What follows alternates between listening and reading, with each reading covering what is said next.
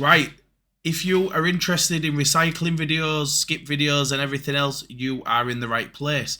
But also, let me tell you, you are also in for some very, very bad news. So the government have announced earlier in the year that they will be letting people take bulky waste to civil amenity sites. So what that means is, basically, if you've got a builder working on your house and stuff like that, and you need to take your roof off and everything else, you can now take bulky items. They've not laid out the guidelines exactly, but what I'm reading is, if you're, for instance, taking your roof off your house and you need to get rid of all the rubbish, there was a charge at 1/3 of all council tips in this country. And what I'm reading is basically that is going to be completely removed from the 1st of January. And they're going to let you take bulky items, commercial waste. They're saying commercial / DIY. So shed roof, your shed, whatever. They're going to be taking all that for free. So skip companies might not be required. Men with vans might not be required. It is a really, really worrying time for a skip company. So if you don't know what a civil amenity site is, I'm going to put a little video up here for 30 seconds for you to have a look at. So have a look here.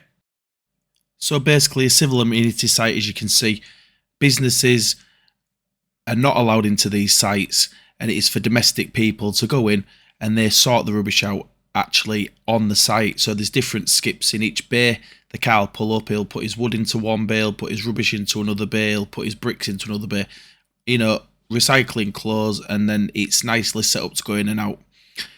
As at present, you are not allowed to go into these sites in a commercial vehicle, so vans won't be allowed to go, and I'm not sure as it stands if they will now be letting vans into these sites.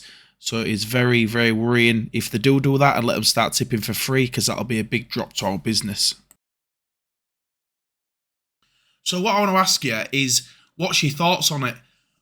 What do you think is going to happen here? So the council are saying that they spend £990 million a year sorting out rubbish which has been fly tipped.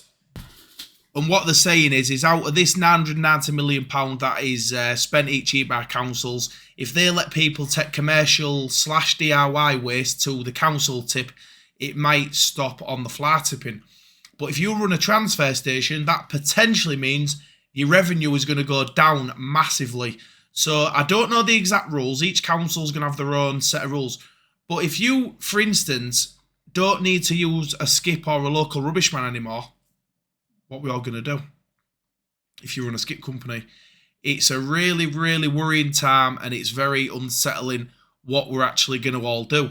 What the government is saying is that a lot of people will use a waste carrier, they'll come to their house, pick up the waste, and then we'll just go and fly tip it. And unless they find something with somebody's details or whatever on it within the waste, they've got no way to trace where it's going. So what is easier is just to let everybody go to the council tip. But then what that means is that it will remove the need for companies to pick waste up and actually take it to commercial tips. So for a transfer station or a skip company, we could see a massive downturn in work if them little vans are allowed to pick waste up and take it to the council tip with no checks in place that we have now. Things might not change, things might, so it's just a topic that's up in the air. So what do you think?